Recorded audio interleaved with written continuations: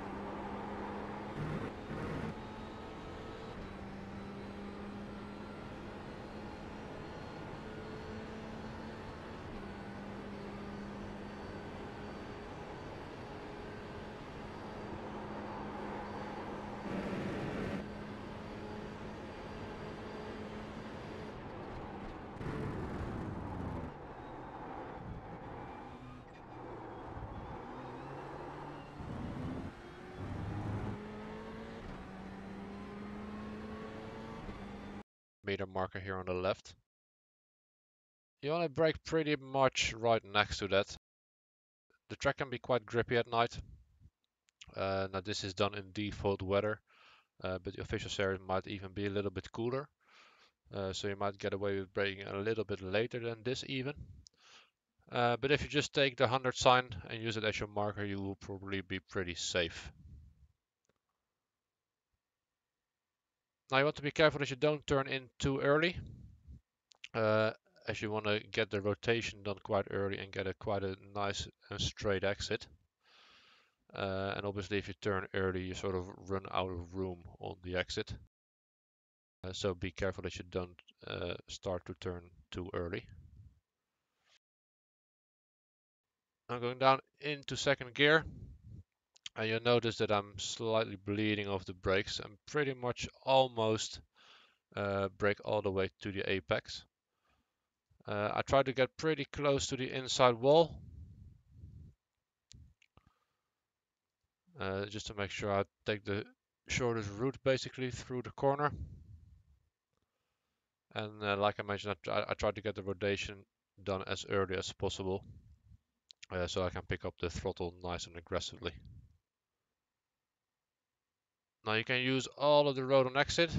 I always try to stay within the track limits, so within the curb basically, but you can use some of the AstroTurf without any real major issues.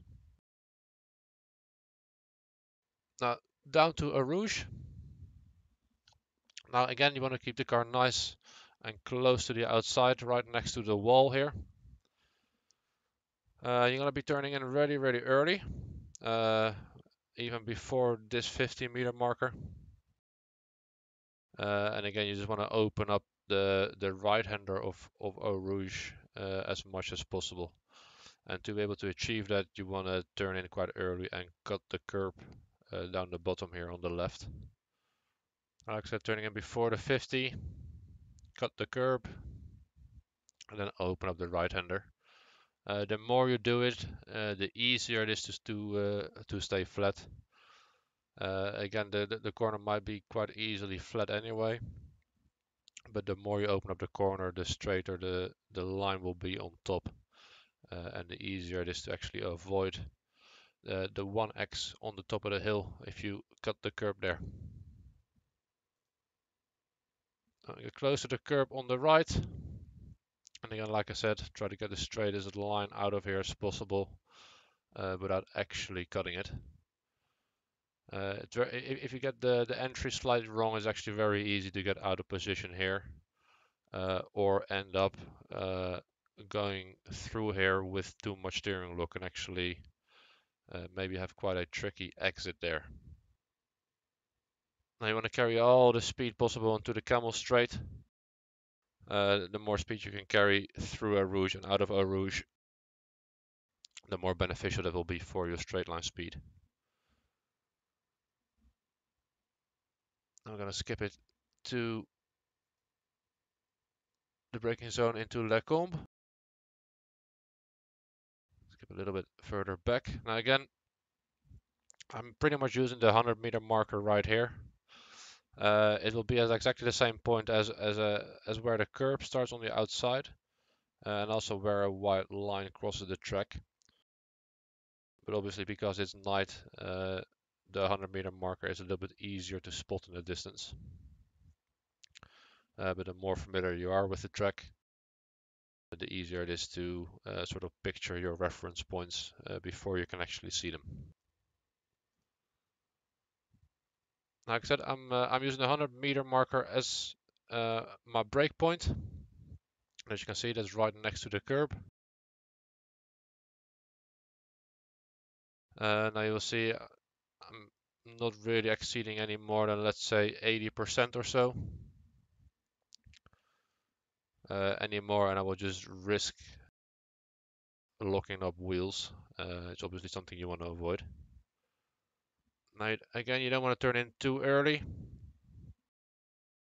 As again, the earlier you turn in, the more you run the risk of running out of room for this left-hander. Now, through this left-hander, you want to compromise the exit so you can open up the last right-hander here and carry them as much speed through there as possible. Now you see I'm quite gently on the power in the middle here, and for the very last one you can see just before I commit to full throttle I have a little bit of brake, and that's just to reduce some of the understeer. This might be different from lap to lap. There might be some small variances in how you achieve this. But the line at least most likely always be very similar.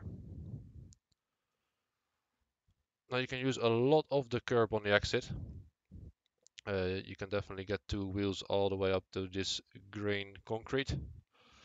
You don't want to run too far off, as obviously there's a 1x penalty as well. Might be quite tricky or difficult at least to get it back nice and tight or nice and neat. You also want to be careful that you don't run off the end of the curb, as again it's quite easy to get an off-track penalty there. Down the hill then into Rivage for turn 8.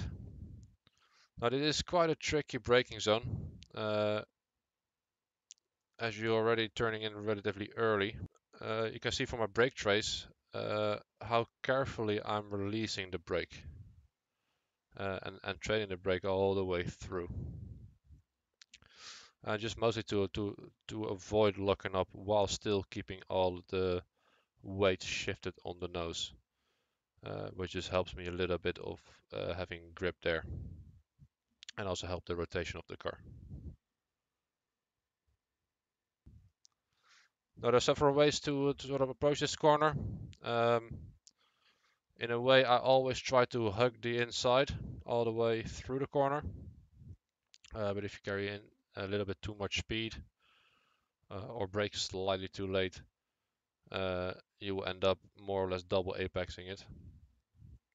Um, and you see I'm sort of in between the two.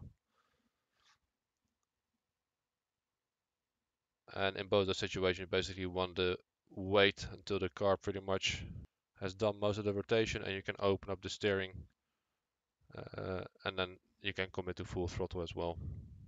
Now you want to be careful in committing to full throttle too early, as it's quite easy to wash out here. The corner is quite steeply downhill. It's just easy to uh, to get off the line here. Now then, briefly to full throttle before we get to no name corner. Now you will see that I use a bit of the curb on the outside here. There are only 2 or 3 corners on the track where you can actually really get away with that. It obviously opens up the corner a little bit more, but be careful because it can also unsettle the car. You really want to be quite gentle with your inputs here. It's quite a tricky corner as well. You see, I'm very gently on the brakes, and also quite gently on my throttle.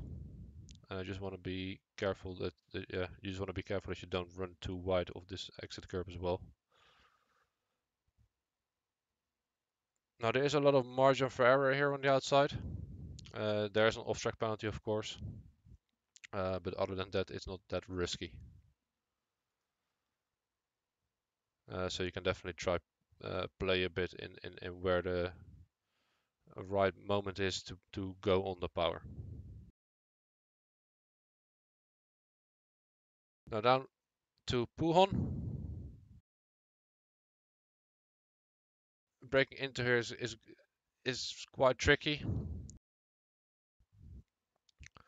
There's not really any proper marker that I use. I'm more or less sort of halfway along this curb. Like I said, it's not really a marker. You really have to sort of build feel for this. It's also quite a short braking zone, as you can see. So I'm quite briefly, and as pretty much as soon as I brake, I start to turn in already. Now this is also a corner that is actually quite difficult to sort of see through. I mean, normally you sort of aim for the middle of Poolon here, the exit curb. It can be quite difficult to spot here at night, which actually makes it quite easy to get this slightly wrong and get slightly offline.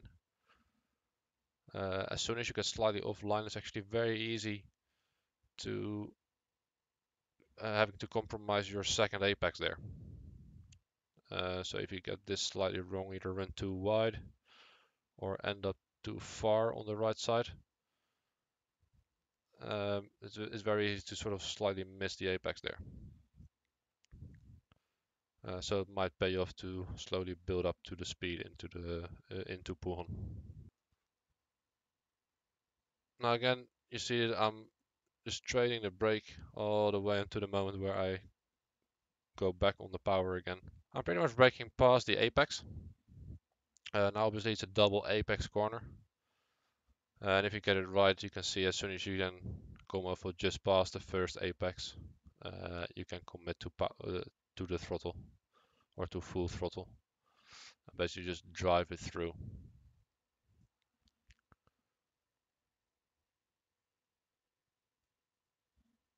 And carry all the speed out of it towards Vanje. Now again, braking here. I'm gonna be braking basically just underneath this blue and white gantry.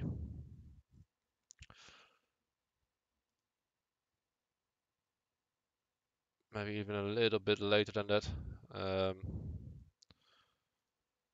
It's more or less basically in between the gantry and the curb here.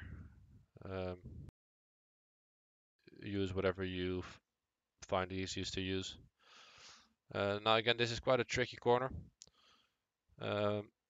Very easy to get slightly wrong or slightly different every lap. Now, as you can see, you can't really see the apex here either. So you really have to trust your markers.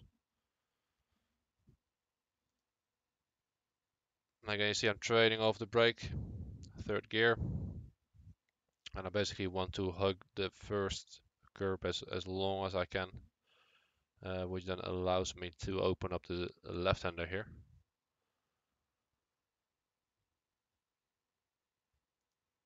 Again, commit to full throttle quite early. You want to be careful that you don't do that too early. There's a lot of road to be used, but if you run too wide again, anywhere past this outside line of the curb, you will get penalized with a 1x penalty. And obviously you want to keep those to a minimum. But it does allow you to be nice and aggressive on the initial on the power on exit.